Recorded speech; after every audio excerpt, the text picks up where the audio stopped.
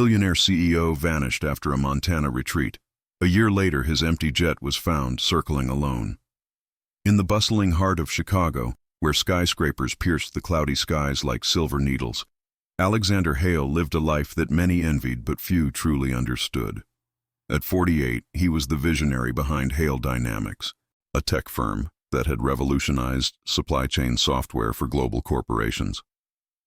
His days blurred into a rhythm of boardroom battles, high-stakes mergers, and the constant hum of his private elevator whisking him to the penthouse office on the 72nd floor.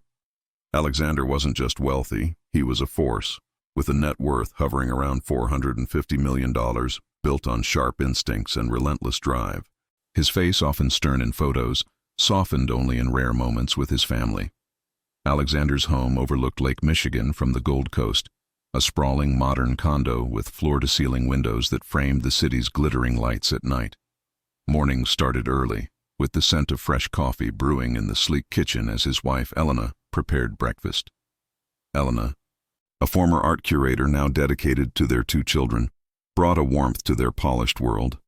Their daughter, Sophia, 16, was a straight-A student at a private academy, dreaming of following her father's footsteps into tech. Their son, Liam, 12, was the wild card, obsessed with video games and outdoor adventures, always begging for family trips away from the urban grind.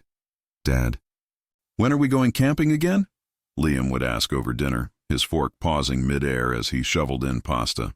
Alexander would chuckle, ruffling the boy's hair. "Soon, buddy. Work's got me chained to this desk right now."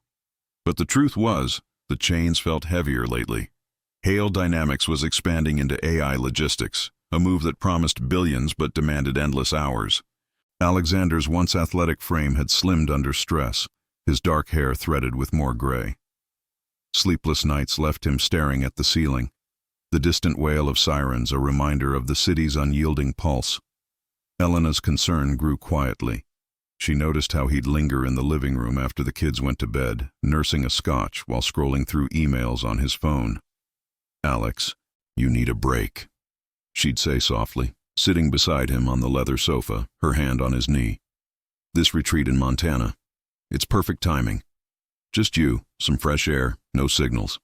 He'd nod, but his eyes betrayed the doubt.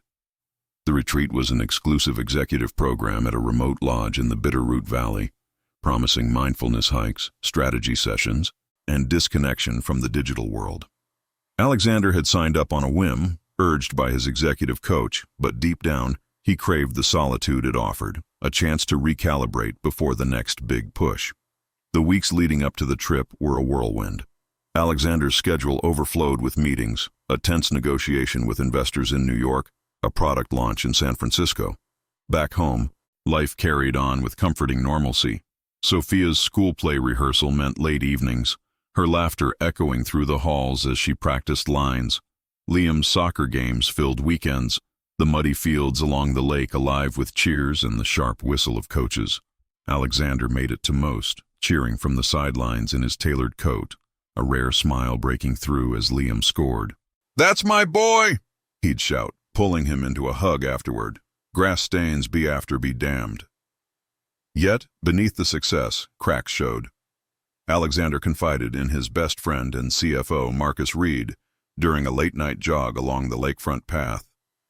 The wind whipped off the water, carrying the salty tang of the lake mixed with exhaust from passing cars. "I feel like I'm running on fumes, Mark," Alexander admitted, his breath steady despite the pace.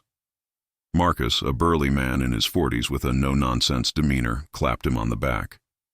"That's why this Montana thing is gold. Get out there, breathe that mountain air, it'll reset you." They paused at a bench, watching joggers and dog walkers under the sodium glow of street lamps. Alexander stared at the dark water, its surface rippling like his thoughts. "Yeah, Elena's right. I need it." Preparations for the retreat ramped up. Alexander packed light, hiking boots bought on a last-minute whim, a journal for reflections, and his favorite wool sweater from a trip to Scotland years ago. Elna helped, folding clothes into his duffel with care. "Promise you'll turn off the phone," she teased, though her eyes held genuine worry. The kids hovered, excited yet reluctant. Sophia hugged him tightly in the kitchen one evening, the aroma of roasting chicken filling the air. "Don't forget to bring back stories, Dad. No work talk." Liam grinned, tossing a football in the living room. "Bet you see a bear. Take pics."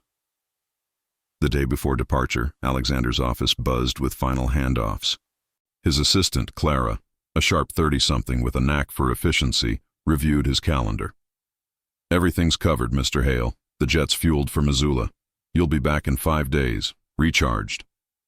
He nodded, signing off on reports amid the clatter of keyboards and ringing phones. Outside, Chicago's spring rain pattered against the windows, turning the streets into a slick mosaic of neon reflections. Alexander felt a flicker of anticipation. The retreat promised rugged trails through pine-scented forests, sessions on leadership under vast skies, and evenings by crackling fires with fellow execs sharing war stories. As he drove home that evening, the wipers swiping rhythmically, Alexander allowed himself a moment of optimism. The radio played soft jazz and the city lights blurred into streaks. Elena waited with dinner, the table set with candles flickering against the rain-streaked glass. "To new beginnings," she toasted, clinking her wine glass to his. The kids chattered about their week, the normalcy wrapping around him like a blanket. For the first time in months, Alexander slept soundly, dreaming not of deals or deadlines, but of wide-open valleys and the whisper of wind through aspens. Little did they know those quiet family moments would soon become cherished memories, frozen in time as the world waited for answers. If you're finding this story as gripping as I hope, thank you for watching. Hit that subscribe button and turn on notifications so you don't miss the chilling twists ahead. We're just getting started. The morning of Alexander Hale's departure dawned crisp and clear over Chicago, the kind of early May day where the sun cut through the lingering fog off Lake Michigan, turning the water into a shimmering sheet of blue. He rose before the alarm, the condo quiet except for the distant rumble of traffic on Lakeshore Drive. Elena stirred beside him, her hair tousled on the pillow, and he leaned in for a quick kiss. "I'll call when I land," he whispered, though the retreat's no-phones rule loomed. She smiled sleepily, pulling him back for a longer embrace. "Just come home to us, Alex." Downstairs, the kitchen hummed with activity. Sophia was at the island counter, scrolling through her phone while sipping orange juice, her backpack slung over one chair for school. Liam bounded in, still in pajamas, eyes lighting up at the sight of pancakes Elena had started flipping. The air filled with the sweet scent of batter hitting the griddle, mingled with the fresh brew of coffee. Alexander joined them, ruffling Liam's hair as he poured a mug. "Big day, huh? Wish me luck out there in the wild." Liam grinned, syrup dripping from his fork. "Don't get lost, Dad. Or do. Then you can be like those survival guys on TV." Sophia rolled her eyes but hugged him tightly. "Be safe. Love you." The drive to O'Hare was smooth, the expressway lined with budding trees and billboards advertising summer getaways. Alexander's sleek black SUV glided through security checkpoints at the private terminal, where his Gulfstream G650 waited on the tarmac, its white fuselage gleaming under the morning light. The pilots, a seasoned duo named Tom and Riley, greeted him with firm handshakes. Tom, a grizzled veteran with salt and pepper hair, checked the flight plan. "Missoula in about 3.5 hours, sir. Smooth skies ahead." Alexander nodded, settling into the leather seat with his duffel at his feet. As the engines whined to life, he gazed out the window at the receding skyline, the Willis Towers antenna, a final spike against the horizon. For the first time in weeks, a sense of release washed over him. No emails pinging, no urgent calls, just the steady climb into the clouds. The flight passed in a blur of quiet reflection. Alexander flipped through a magazine on executive wellness, then dozed lightly, the hum of the jets a soothing lullaby. Lunch was a simple spread of turkey sandwiches and fruit, served by the attentive crew. By early afternoon, the plane descended into Montana's vast expanse, the Rocky Mountains unfolding below like a rumpled green quilt dotted with snow-capped peaks. Missoula's airport came into view, a modest hub surrounded by rolling hills and the distant Bitterroot Range. The landing was gentle, tires kissing the runway amid the scent of pine wafting through the open cabin door. A chauffeured SUV awaited, its driver a local named Hank, broad-shouldered and weathered from years in the outdoors. "Welcome to Montana, Mr. Hale," Hank said, loading the bag with a tip of his cowboy hat. The drive to the retreat wound through the Bitterroot Valley, a 2-hour stretch of winding roads flanked by meadows bursting with wildflowers and the occasional herd of elk grazing near fences. The air through the cracked window carried the earthy tang of damp soil and evergreens, a far cry from Chicago's concrete bite. Alexander watched the landscape shift from open ranch land to denser forests, the sun dipping lower and casting long shadows across the Clark Fork River, its waters rushing over smooth stones. The lodge, known as Bitterroot Haven, emerged at the end of a gravel drive, a cluster of log cabins nestled against a backdrop of jagged peaks. Built in the 1920s as a hunting retreat for tycoons, it had been renovated into a sanctuary for burned-out executives, rustic yet luxurious, with wraparound porches, stone fireplaces, and trails leading into the 10,000-acre private preserve. Smoke curled from chimneys, and the faint strum of a guitar drifted from the main hall where early arrivals mingled. Alexander checked in at the front desk, a massive oak slab manned by the director, Dr. Lena Voss, a psychologist with a warm smile and a PhD in mindfulness therapy. "We're glad you're here, Alexander. This week's about unplugging. Leave your devices in the safe. You'll get them back Sunday." His cabin was cozy, a single-room haven with a queen bed draped in quilts, a wood stove crackling softly, and a window overlooking a creek that babbled over rocks. He unpacked quickly, changing into jeans and his wool sweater, the fabric soft against his skin.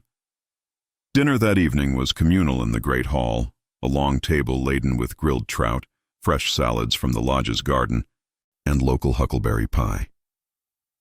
About a dozen participants joined him, CEOs from tech, finance, and manufacturing, all in their 40s and 50s, faces etched with the same quiet exhaustion Alexander felt. Conversations flowed easily over wine, tales of hostile takeovers, the grind of quarterly reports, the elusive work-life balance. "Ever feel like you're piloting a plane with no autopilot?" asked Richard, a pharma exec from Seattle, his voice carrying over the clink of silverware. Alexander nodded, fork pausing over his plate. "Every damn day. That's why I'm here, hoping the mountains shake some sense into me." Laughter rippled around the table, but beneath it lay a shared vulnerability. After dinner, a guided hike under the stars led them along a moonlit trail, the crunch of pine needles underfoot and the hoot of an owl punctuating the night. Alexander breathed deeply, the cool air filling his lungs, chasing away the city's smog. For the first time, he felt unmoored in the best way, present, alive. The next 2 days blurred into a rhythm of dawn yoga on dew-kissed lawns, strategy workshops in sun-dappled clearings, and afternoon solos in the woods, journaling by babbling streams. Alexander's phone stayed locked away, and with it, the world. He confided in a fellow attendee, Sarah from a Boston startup, during a riverside meditation. "It's liberating, isn't it? No notifications, just this." She agreed, her voice soft against the rush of water. "But scary, too. What if the real world doesn't pause?" By Friday, the third day, the group planned a full-day excursion, a moderate hike to an alpine lake, followed by an evening bonfire. Alexander woke energized, the cabin's wooden walls glowing in the sunrise filtering through pines. He joined the others at breakfast, plates of eggs and bacon steaming in the crisp air. Hank, the driver who'd become a familiar face, shuttled them in a convoy of rugged vans up a forested access road, the tires crunching over gravel as aspens whipped by. The trailhead buzzed with anticipation, backpacks slung, water bottles clipped, the scent of sunscreen mixing with wild mint crushed under boots. The hike started easy, winding through meadows alive with birdsong and the buzz of insects. Alexander fell into step with Richard, their breaths sinking to the uphill climb. "This is what I needed," he said, wiping sweat from his brow as they crested a ridge. Below, the valley stretched endlessly, a patchwork of green and gold under a sky so blue it hurt to look at. The group pressed on, laughter echoing off rocks. But as midday approached, Alexander lagged slightly, citing a twisted ankle from a loose stone. "Go ahead. I'll catch up." He waved them off, insisting on a short rest by a fallen log. The others continued toward the lake, their voices fading into the trees. That was the last anyone saw of him. When the group returned to the lodge that evening, flushed and exhilarated, Alexander was nowhere to be found. His cabin sat empty, bed untouched since morning, journal open on the nightstand with a single unfinished entry, clarity in the chaos. Finally. Searches began at dusk, lanterns bobbing through the underbrush, calls echoing into the twilight. The retreat staff radioed local rangers, their faces tightening with concern. Elena's phone rang in Chicago, shattering the quiet evening routine, her voice breaking as she learned the news. "Alex? No. He can't just vanish." What started as a brief delay twisted into dread as hours stretched into the night. The Bitterroot's vastness, once inviting, now loomed ominous. Trails forking into shadowed ravines, the wind whispering through branches like unanswered questions. Alexander Hale, the man who commanded boardrooms, had slipped into the wilderness, leaving only silence in his wake. The first calls pierced the evening calm at Bitterroot Haven like a crack in thin ice. Dr. Lena Voss paced the lodge's front porch, her phone pressed to her ear, the wood creaking under her boots as she relayed details to the Missoula County Sheriff's Office. The sun had dipped behind the Bitterroot peaks, painting the sky in bruised purples and oranges, while the creek nearby murmured indifferently. Inside the great hall, the other retreat participants huddled around the stone fireplace, their faces drawn in the flickering light of the flames.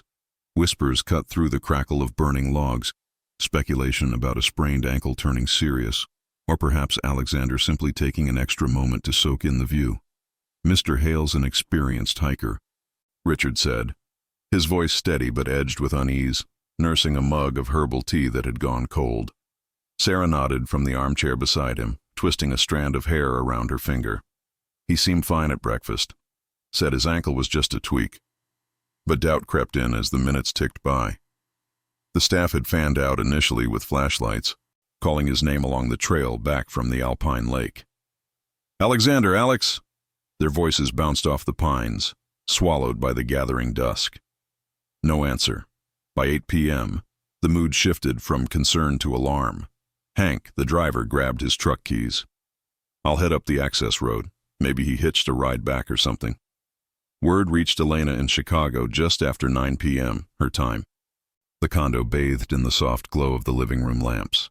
Sophia and Liam were finishing homework at the kitchen table, the fridge humming softly as Elena answered her phone on the second ring. It was Clara, Alexander's assistant, her voice tight over the line. "Mrs. Hale, there's been an issue at the retreat. Alex didn't return from the hike. They're searching now." Elena's hand flew to her mouth, the phone nearly slipping. "What do you mean, didn't return? He's been out there all day." Panic rose like bile. She paced the hardwood floor, the city lights twinkling mockingly through the windows. "Put me through to someone there, now." The connection patched through to Voss, who explained the situation with clinical calm, but Elena heard the undercurrent of worry. "He's likely just turned around somewhere quiet. Our rangers are on it." But Elena knew her husband, methodical, not one to wander off without a word. She sank onto the sofa, pulling her knees up, the leather cool against her skin. Sophia appeared in the doorway, sensing the shift. "Mom, what's wrong?" Elena's voice cracked as she relayed the news, the words tumbling out. Liam's eyes widened, his pencil dropping to the floor with a clatter. "Dad's lost? Like in the woods?" The boy rushed to her side, small arms wrapping around her waist, while Sophia fired questions, her phone already in hand, searching for maps of the Bitterroot Valley. Back in Montana, the search mobilized quickly under the sheriff's guidance. Deputy Maria Ruiz arrived first, a no-nonsense local in her mid-30s with a ponytail pulled tight and a radio clipped to her belt. She coordinated with the retreat staff at the trailhead, where floodlights now pierced the night, casting harsh shadows on the gravel parking area. The air had cooled sharply, carrying the sharp scent of pine sap and damp earth.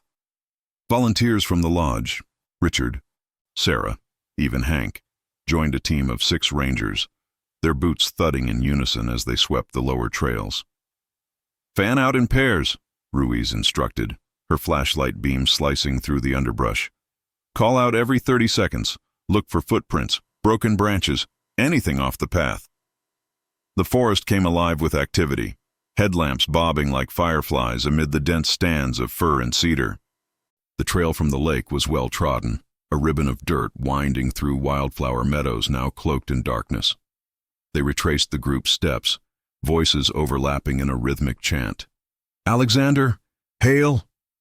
Echoes returned hollow, interrupted only by the rustle of leaves in the breeze or the distant howl of a coyote. Ruiz paused at the spot where Alexander had mentioned his ankle, a cluster of rocks beside a fallen log. She knelt, gloved hands sifting through the dirt, but found only scuff marks from the group's passage. No blood, no dropped gear. "He was here around noon," she noted into her radio, the static crackling like dry twigs. As midnight approached, more resources poured in. A state search and rescue unit from Helena arrived with ATVs, their engines growling low as they navigated narrower paths. Drones buzzed overhead, their whir cutting through the quiet, equipped with thermal imaging to detect body heat against the cooling ground. The temperature had plummeted to the low 40s, frost forming on ferns, and Ruiz worried about exposure. "If he's injured, he's in trouble now," she confided to Voss, who had stationed herself at the command post in the lodge's parking lot, a folding table laden with maps and coffee thermoses steaming in the chill. Elena called again, her voice frayed. "Have you found him? Please, tell me something." Voss hesitated. "We're covering ground systematically, Mrs. Hale. Helicopters at first light. In Chicago, the night dragged. Elena couldn't sit still, brewing chamomile tea that went untouched, the steam curling like unanswered prayers. She scrolled through old photos on her phone, Alexander laughing at Liam's soccer game, arm around Sophia at a holiday party, the images blurring through tears. The kids hovered nearby, Sophia texting friends for distraction, Liam curled on the rug with his tablet, but the condo's usual comfort felt stifling. The walls closing in with every unanswered ring from the landline. Marcus Reed, the CFO, arrived unannounced around 11 p.m., his coat dusted with rain from the drizzle outside. He enveloped Elena in a hug, his voice gruff. "The company's holding things here. Focus on this." But even he paced, checking updates on his laptop, the screen's glow illuminating his furrowed brow. Dawn broke gray and misty over the Bitterroot, the mountains shrouded in low clouds that clung to the ridges like veils. Helicopters thumped into the air from a makeshift helipad near the lodge, their rotors whipping up eddies of leaves and dust. Ground teams pushed deeper, into ravines where the trail forked into game paths, the air thick with the musk of moss and decaying leaves. Search dogs arrived, sleek hounds straining at leashes, noses to the ground as handlers directed them. One dog, a black lab named Scout, alerted near a stream bed, barking furiously at a scrap of fabric caught on a thorn bush, a blue cuff from a hiking shirt. Ruiz bagged it carefully, heart sinking. Could be his, matches the description. But further tracing yielded nothing. The stream rushed on, indifferent. By midday, exhaustion set in. Teams rotated shifts, faces smudged with dirt, clothes snagged on branches. The valley's scale mocked their efforts. Thousands of acres of rugged terrain, dotted with hidden gullies and thickets where a man could vanish without trace. Media vans began clustering at the lodge's entrance, reporters shouting questions as deputies waved them back. No comment. Ruiz snapped, her radio buzzing with coordinates from aerial scans. Elena flew out that afternoon, chartering a flight to Missoula, her mind a whirlwind of scenarios. A fall, a hard issue from the altitude, or worse, something deliberate. "He wouldn't just leave us," she whispered to Marcus on the tarmac, the jet's engines whining in the background. As the second day waned, hope frayed. The thermal drones had swept the area twice, finding no heat signatures. Footprint analysis at the ankle spot showed Alexander's boot prints veering slightly off trail toward a denser wood line, but they petered out on rocky ground. Voss gathered the participants for a briefing, her voice steady but eyes red-rimmed. "We're not giving up, but we need to prepare for the possibility he's further out." Richard shook his head, fists clenched. This was supposed to be a reset, not a nightmare. The search pressed on into the evening, lights piercing the twilight once more, but the forest held its secrets tight. Alexander Hale remained a ghost in the wilderness, his absence echoing louder than any call.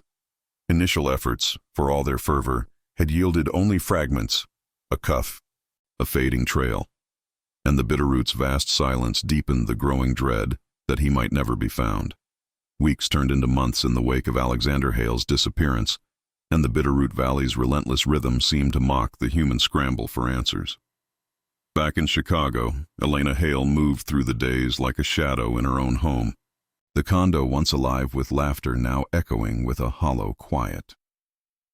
The floor-to-ceiling windows that had framed sparkling lake views now stared back at her like empty eyes, the water's choppy surface under gray autumn skies mirroring her inner turmoil. She kept the kids' routines intact, school drop-offs along the bustling Michigan Avenue, where honking taxis and pedestrian chatter filled the air, but every glance at the clock twisted the knife. Liam's soccer practices continued on the muddy fields by the lake, the sharp crack of cleats on balls and coaches' whistles a forced normalcy. But he'd stopped asking about his dad after the first month, his questions replaced by withdrawn silences during car rides home, the heater blasting against the cooling evenings. Sophia threw herself into her studies, her private academy's ivy-covered halls buzzing with midterm prep and club meetings. But late nights found her in her room, scrolling through news feeds on her laptop, the blue glow illuminating posters of coding conferences she'd once dreamed of attending with Alexander. "Mom, do you think he's out there somewhere starting over?" she'd ask one evening over takeout Chinese in the kitchen, the scent of soy sauce heavy in the air as rain pattered against the panes. Elena would pause, chopsticks hovering, her voice soft but firm. "Your father wouldn't do that to us, Soph. He's fighting to get back." But doubt gnawed at her, especially after the official search scaled back in early June. The sheriff's office cited budget constraints and the slim odds in such vast terrain, their final press release delivered in a drab Missoula conference room lined with faded maps. "No new leads. Case remains open." Hale Dynamics, meanwhile, chugged forward under Marcus Reed's steady hand. The Chicago headquarters, a hive of fluorescent-lit offices where keyboards clacked and printers whirred through deals that Alexander had set in motion. The boardroom, with its polished mahogany table and cityscape views, hosted emergency sessions where executives in crisp suits debated the AI expansion. "We can't let this derail us," Marcus said during one tense meeting, his broad frame leaning forward as coffee cups steamed amid stacks of projections. Alex would want the company strong. But whispers circulated in the break rooms, over vending machine sodas, the CEO's vanishing fueling rumors of corporate espionage, or a breakdown under pressure. Stock dipped briefly, then stabilized. The market's indifference a stark contrast to the personal void. Clara, Alexander's assistant, cleared his office methodically one afternoon, the scent of his cologne lingering on leather chairs as she boxed files, tears blurring the labels. "He was the heart of this place," she confided to a colleague in the elevator, the doors whispering shut on the 72nd floor. Media frenzy peaked that summer, vans crowding the Gold Coast sidewalks outside the Hale condo, reporters with microphones thrust forward under the relentless July sun. Elena faced them briefly on the steps, her face pale against the brick facade, wind tugging at her scarf. "We're praying for answers. Please respect our privacy." Headlines screamed from newsstands at corner delis, "Tech Titan lost in Montana wilds," accompanied by photos of Alexander at galas, his smile stiff.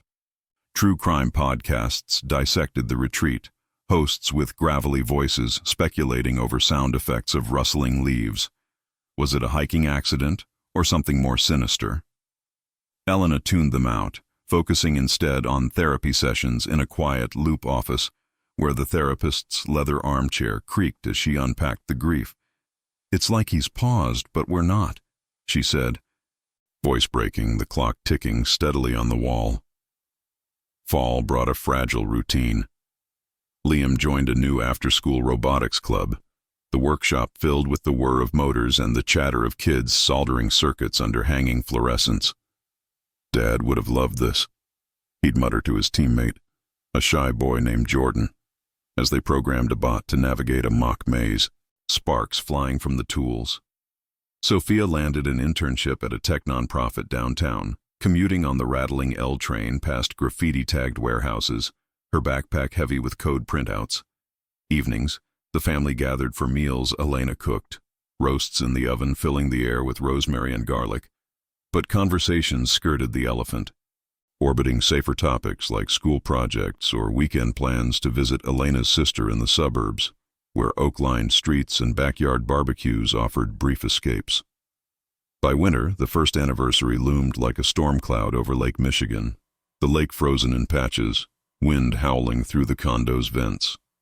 Elena organized a small memorial at the retreat site, flying out with the kids in January, the chartered jet cutting through snowy skies to Missoula. The Bitterroot Haven stood stark against fresh powder, its log cabins dusted white, smoke puffing from chimneys into the crisp air.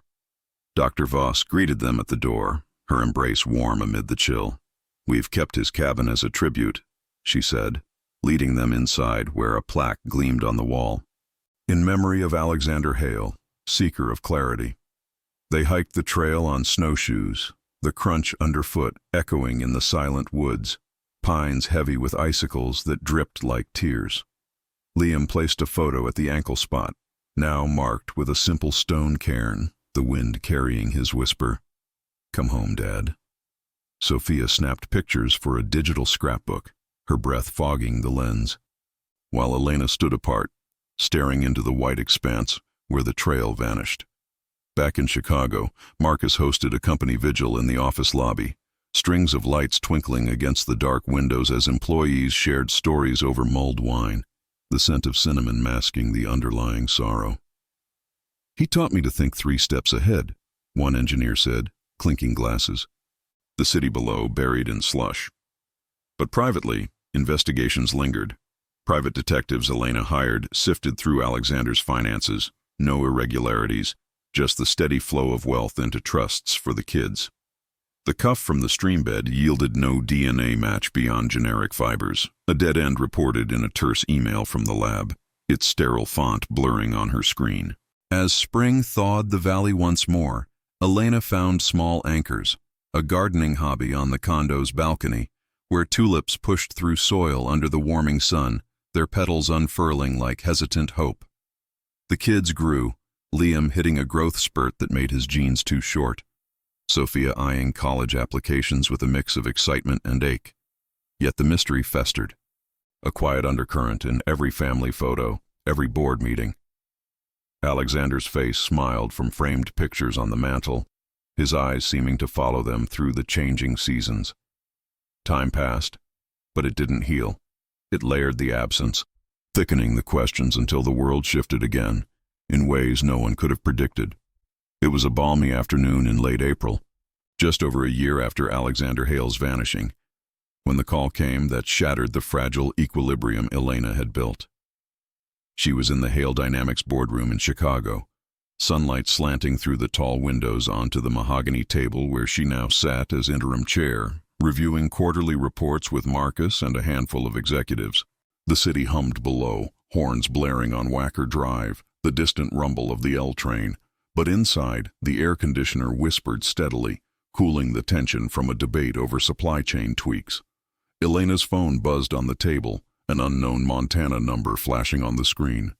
She excused herself, stepping into the hallway where abstract art pieces lined the walls, their bold colors a stark contrast to her muted blouse. "This is Elena Hale," she answered, her voice steady from months of practiced calm. On the other end, Deputy Maria Ruiz's tone was clipped, laced with urgency that sent a chill down Elena's spine despite the warmth. "Mrs. Hale, it's Ruiz from Missoula County. We've got something unusual. You need to hear this in person, but I'll brief you now. A pilot out of Billings spotted your husband's jet. The Gulf Stream, circling aimlessly over the Bitterroot Valley this morning. Empty. No one on board. Elena's hand gripped the phone tighter, the hallway's carpet muffling her sharp intake of breath. The Gulf Stream. Alexander's plane had been grounded in Missoula since the day he arrived. Pilots Tom and Riley long since reassigned. The aircraft stored in a secure hangar at the regional airport. Empty? How is that possible? Her mind raced, flashing to the last flight logs Clara had shown her. Routine maintenance, nothing amiss. Ruiz paused, the faint crackle of her radio underscoring the gravity. We're scrambling a response team. FAA's involved. It taxied out on its own somehow. Engines fired up and took off unmanned. It's been looping for hours, fuel running low. Thought you'd want to know before the news hits. Back in the boardroom, Elena returned pale, sinking into her chair as Marcus shot her a questioning look. What is it? He asked, his voice low amid the shuffle of papers. She shook her head, words failing at first. The jet. It's flying. Alone. The room fell silent, executives exchanging glances, the weight of the impossible settling like fog over Lake Michigan on a still day. Marcus leaned forward, his burly frame tense. Alex's plane? We need to get out there. Elena nodded, already dialing the charter service, her fingers trembling on the keys. Sophia and Liam were at school, but she'd loop them in later. No need to alarm them yet. This felt like a cruel echo, pulling the wound open after a year of tentative stitching. By evening, Elena and Marcus touched down in Missoula under a sky streaked with sunset hues, the airport's runway lights flickering on like hesitant stars. The air carried the familiar bite of pine and jet fuel, but now it twisted her stomach. Ruiz met them at the private terminal, her uniform crisp despite the long day, dark circles under her eyes from coordinating the chaos. A command van idled nearby, its antennas bristling, surrounded by FAA officials and windbreakers, and local media kept at bay by barricades. The jet's down now, Ruiz explained as they climbed in, the van's interior smelling of stale coffee and electronics. We talked a remote pilot into landing it at a nearby airstrip. Dicey, but it worked. No one hurt, but the cockpit's empty. Door sealed, no signs of struggle. The drive to the airstrip wound through darkening fields, headlights cutting swaths through the twilight, the Bitterroot Mountains silhouetted against the fading light. Elena stared out the window, memories flooding back. The same route Hank had driven her a year ago, grief raw and new. How did it even start? Marcus asked from the bench seat, his knee bouncing. Ruiz glanced in the rear view, her hands steady on the wheel. Security footage shows it rolling out at dawn. No one near the hangar. Mechanics swear it was locked down. We're pulling prints, but it's like a ghost took the controls.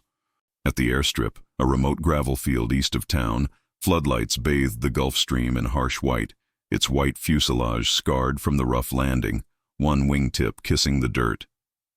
Elena's heart pounded as she approached, the gravel crunching under her boots, the night air cool and laced with the sharp tang of aviation fluid. Technicians in coveralls swarmed the scene, their radios crackling with terse updates. Cabin secure. No personal effects. She climbed the air stair after Ruiz, the metal steps cold under her hand, each one a step back into the nightmare. Inside, the leather seats gleamed untouched, the faint scent of Alexander's cologne lingering like a phantom. Sandalwood and citrus, the same as in his empty closet at home. No blood, no notes, just the eerie perfection of abandonment. The flight log showed a pre-programmed route, looping the valley's contours, altitude steady at 5,000 feet. Marcus knelt by the pilot's seat, gloved hand tracing the yoke. This isn't autopilot gone wrong. Someone set this. Elena touched the armrest where Alexander had sat on his last flight, her fingers brushing a stray fiber, blue, like the cuff from the stream bed. Ruiz nodded grimly. We're treating it as connected. FBI's en route from Helena. Could be sabotage or something tied to the retreat. Word spread fast. By midnight, Elena's phone lit up with calls. Sophia in tears from her dorm room at a sleepover, Liam's coach pulling him aside at practice. "Mom, is Dad back?" Liam's voice quavered over the line, the background noise of the gym fading. "Not yet, sweetie. But we're closer." She didn't mention the jet. That revelation waited for morning, when she'd fly them out. In Chicago, news alerts buzzed. Missing CEO's plane flies solo. 1-year mystery deepens. Reporters camped outside the condo again, their van's headlights piercing the night like accusatory eyes.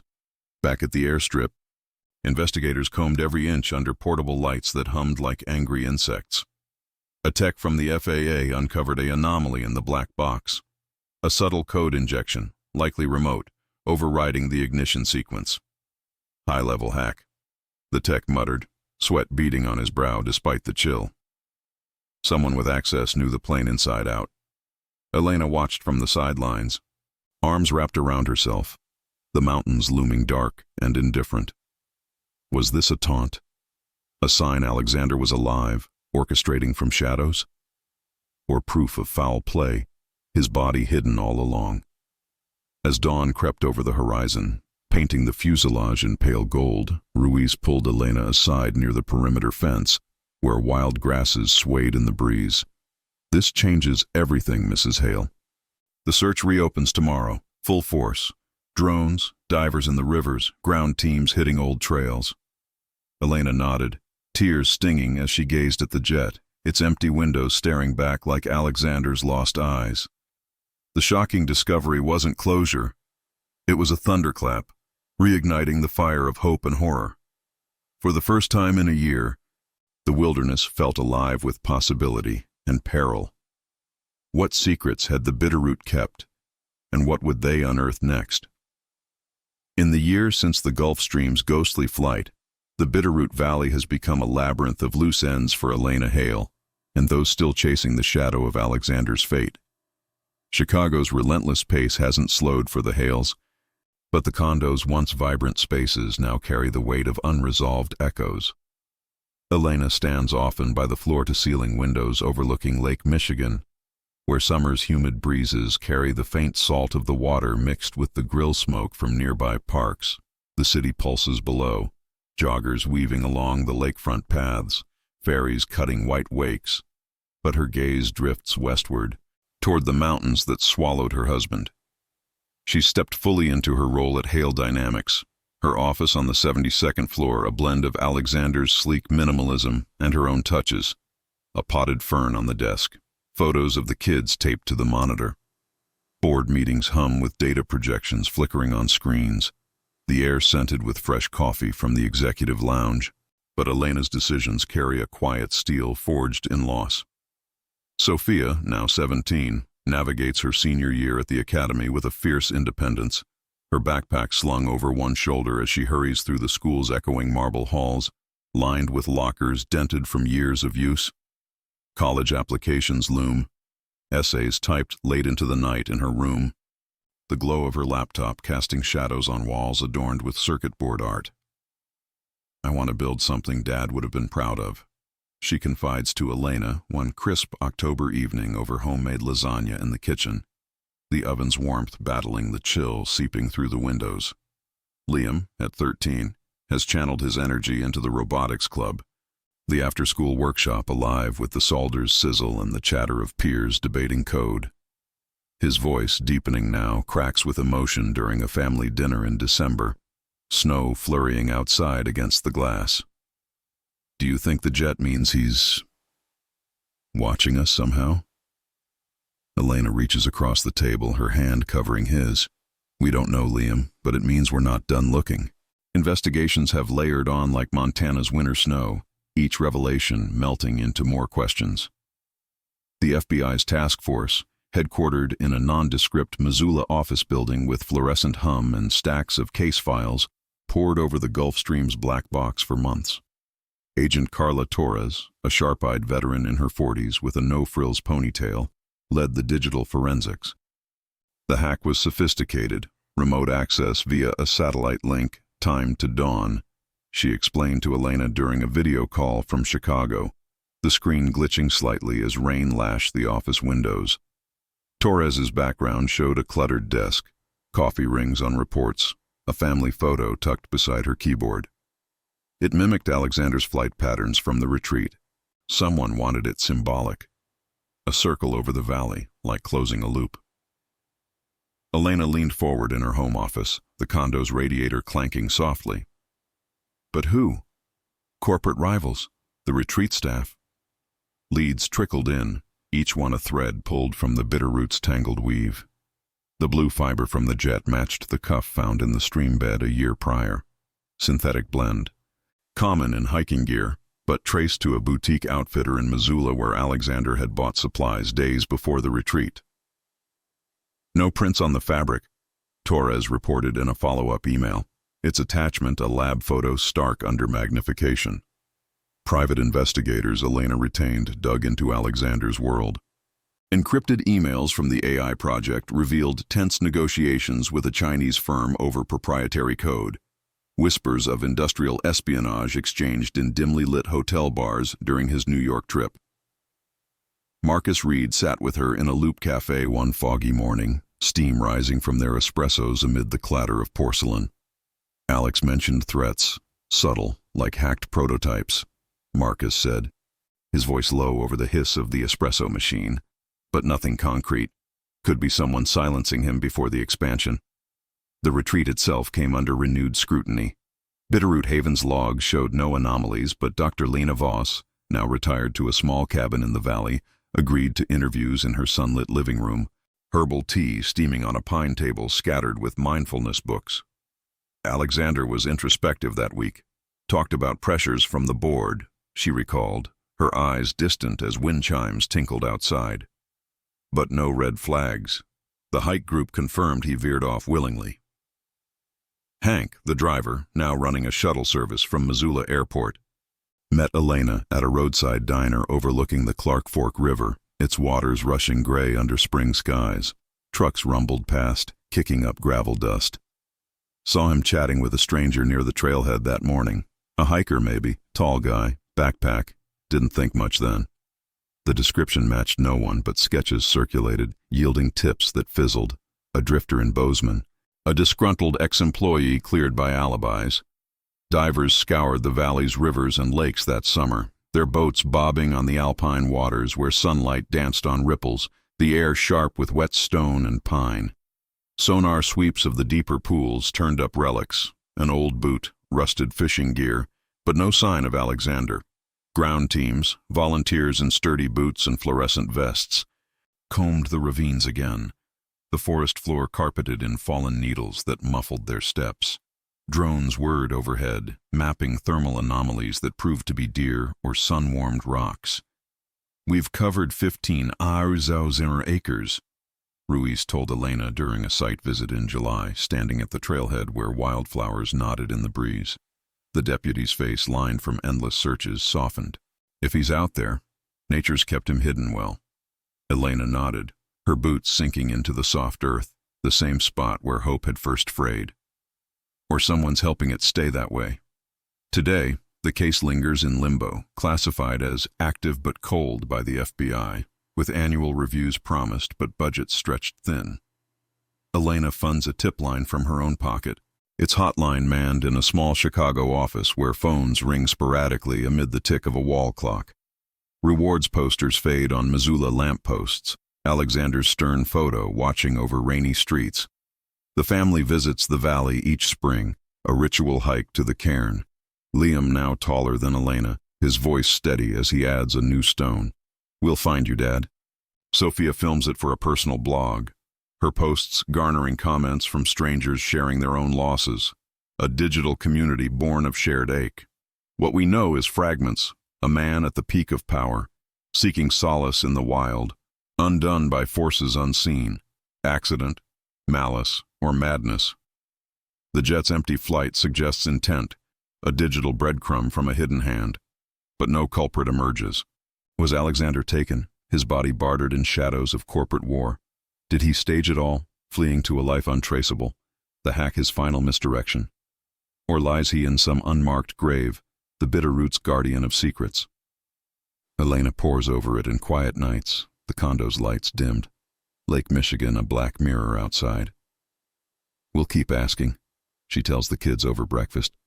sunlight filtering through blinds onto the table. The questions endure, pulling at the edges of their lives like the valley's persistent wind, unanswered, unrelenting, a mystery that binds them in its grip, forever chasing the man who vanished into the vast unknown.